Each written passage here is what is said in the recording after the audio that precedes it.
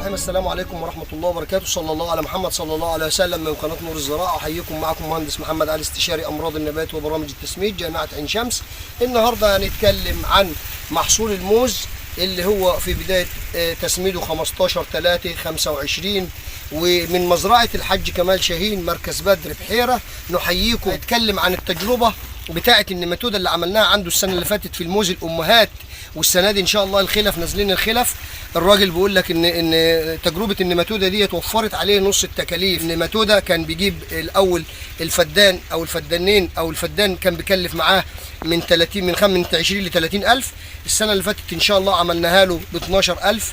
عملت معاه شغل عالي وخد انتاج عالي، والسنه دي جايين نكرروا التجربه تاني. ما شاء الله جربنا الخلطه ديت، بسم الله ما شاء الله، حلوه حلوه حلوه خالص، وموفره اعفان ونماتوده وكله، بتوفر يعني وهي مش غاليه يعني. الفدان بياخد له ب 6,000 جنيه، مش غالي يعني. طيب ايه اثرها يا حاج كمال على جذر الموز ونشاط الموز وطبعا وانتاج الصباطه؟ هل هي خفيفه ولا تقيله ولا ايه بالظبط؟ كلمني. لا حلوه، والجذر التاني نبض معاك طول السنه، وحلوه خالص، حلوه خالص.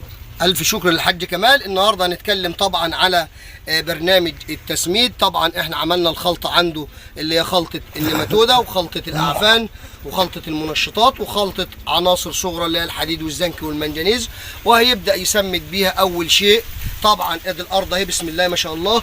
اول الموسم طبعا بنبدا بتوريق الورق. توريق الورق معاك، توريق الورق اهوت. بنورق الورق كده ونشيل الورق اللي هو الزياده او الورق الناشف، وبعد كده بنعزق الارض كويس. بنعزق الارض كويس وننضفها، ونبدا ننزل الخدمه الزراعيه اللي عباره عن طن طبعا 30 متر مكعب سماد بلدي محلل خليط من الفرم كومبوست والدواجن والمواشي، بالاضافه الى طبعا نص طن سوبر فوسفات احادي، زائد 5 شكاير اللي هم طبعا كبريت زراعي. ونبدا بالبرنامج التسميد من 15/3. اول حاجه هنبدا بجرعه طبعا النماتوده طبعا لتنظيف الارض، وبعد كده بنبدا بالاعفان، وبعد كده المنشطات، وبعد كده العناصر حديد زنك منجنيز. وهندي طبعا جرعه نترات كالسيوم 7 كيلو نترات كالسيوم زائد 2 لتر حمض نيتريك للفدان. وبعد كده ندي 5 كيلو 19 مع 2 كيلو نترات مع 2 لتر حمض فوسفوريك، ونبدا ونشتغل على المزرعه عندكم. بسم الله ما شاء الله اهي، حاجه كويسه خالص، حاجه جميله. بنصور اهو، بنصور المزرعه بسم الله ما شاء الله، ادي اهوت سليم تمام كده.